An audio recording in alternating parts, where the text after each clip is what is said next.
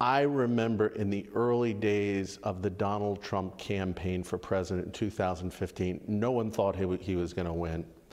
You had been a celebrated economist, Reagan-era author of his tax cuts, CNBC host, well beloved all over Wall Street, and you broke with pretty much everyone. I remember even a lot of the conservative friends we mutually have. You broke with them to support Donald Trump, to embrace Donald Trump. Let's just start as to why you made such a momentous decision, and the follow-up with that, and I think it would play into your answer, is has the president fulfilled that vision you had for him at the time?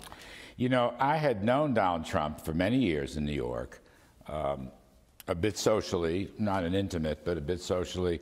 I interviewed him many times on the TV show and on the radio show. He was always very good to me. We would talk periodically. So I always had a good feeling about him, and I knew he was a straight-up guy. So far as the campaign goes and my decision to back him, he had written an op-ed piece in the Journal, I think well before he actually announced. And in that piece, he talked about a lot of issues, including tax cuts, and particularly business tax cuts, which was a very pet subject of mine in recent years. We hadn't done anything for business, either large or small, and we were not competitive globally. Our corporate tax rate was still up around 40%.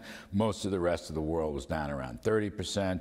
And of course, we'd had kind of a slow, stagnant economy for almost 20 years. So I looked at that piece, and then I spoke to him. I don't recall how much I interviewed him. There was at least one pre-campaign interview. But in any case, I really liked what he was saying. And I felt that his kind of anti-establishment attitude was spot on. And I know I look like an establishment guy, and I worked on Wall Street and all the rest of it, but actually my view is that Washington, D.C. was a swamp, and that his criticisms were spot on. And I figured, as a businessman, not as a professional politician, he would have a better sense of the pulse of America, a better sense of how to get the economy, rejiggered and rejuvenated. And frankly, I think I was right, and I think events have borne that out. And I think working here daily, I'm in and out of his office all day and running these policy councils and doing international trade as well. He's been terrific. And in fact, the truth of the matter is, maybe we'll get into this, he's taught me a thing or two. Well, I've never met anyone that has a better sense of what the public thinks about a lot of issues and good common sense responses. Let's talk about the 800-pound gorilla in the room, the Federal Reserve, because as you know, monetary policy really has been very determinative of the economy for the past 30 years, maybe 40 years. And we now know that the president's being stymied by his appointees. Herman Cain, who in my book was qualified, he had been the chairman of a local Federal Reserve. A number of Republican senators, including Mitt Romney, effectively blocked him. He had to withdraw. I just read this morning, I think it was in the Wall Street Journal, that Steve Moore is thinking about maybe not going forward. He's waiting to see what's happening. No, Steve's going to hang in there. He's going to hang in there. You know, look at, first of all, I started my whole career at the Federal Reserve Bank in New York, and actually at one point worked as a kind of secretary to the great Paul Volcker. I've been a Fed watcher, and now I have lunch with Jay Powell and Rich Clarida at least once a month. So on these points, let's sort of tick off the points. The president himself, I want to start with that, has opined on the Fed and argued, and has for a couple months now, that they've been too tight. Their interest rate hikes went too far last year. And I think he was right. I think he was absolutely right. And I think that the dangers and risks of interfering, we have a great economy, we'll probably talk about that some. The tax cuts are working, the deregulation is working, the energy openings are working, even the trade reforms are working. The USMCA deal has been now priced out to probably give $100 billion to the economy each year. So the big news is Steve Moore is staying. So look, people are all up in arms because the president dares to talk about Fed. And I just think that's wrong. He's not, He's not trying to end the Fed's independence. He's not storming the walls, but he has opinions. Right. And he's the president of the United States, and he appoints the members to the Fed. So my take has been, recognizing Fed independence, why shouldn't the president have opinions? By the way, past presidents have too. Now, to get to your point on Herman Cain and Steve Moore, I agree with you. Herman Cain was qualified as a successful businessman, as the chairman of the Federal Reserve Bank of Kansas City. Herman had some issues in his presidential campaign. That seems to have been the problem. A bunch of Republican senators said they wouldn't vote for him now. But you know what, on Cain, I think if he had stayed in, he could have turned around those senators. But he chose to withdraw because of personal, financial reasons. He didn't want to give up some radio and TV and so forth. Okay, I get that. So Steve is staying in. There's now one position open. Yes. Do you guys have somebody in line for that position? Yeah, I want to be very clear. Steve is staying on as a candidate. He is being vetted through our process with the FBI and so forth, and then he'll go through his Senate Banking Committee hearings. We have been interviewing candidates. That's part of my job.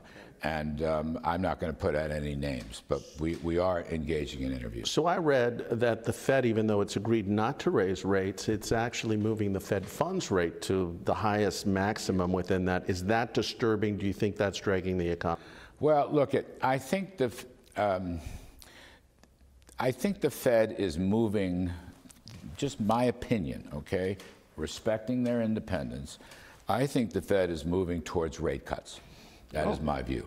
Oh, cool. It's true in the open market, the funds rate has traded a bit high. That's big news. But I think they're moving towards rate cuts. Do you think that's being caused by the drag on the GDP? When I look at the GDP numbers, the president had set a 4% target. I remember him telling me he wanted 5%.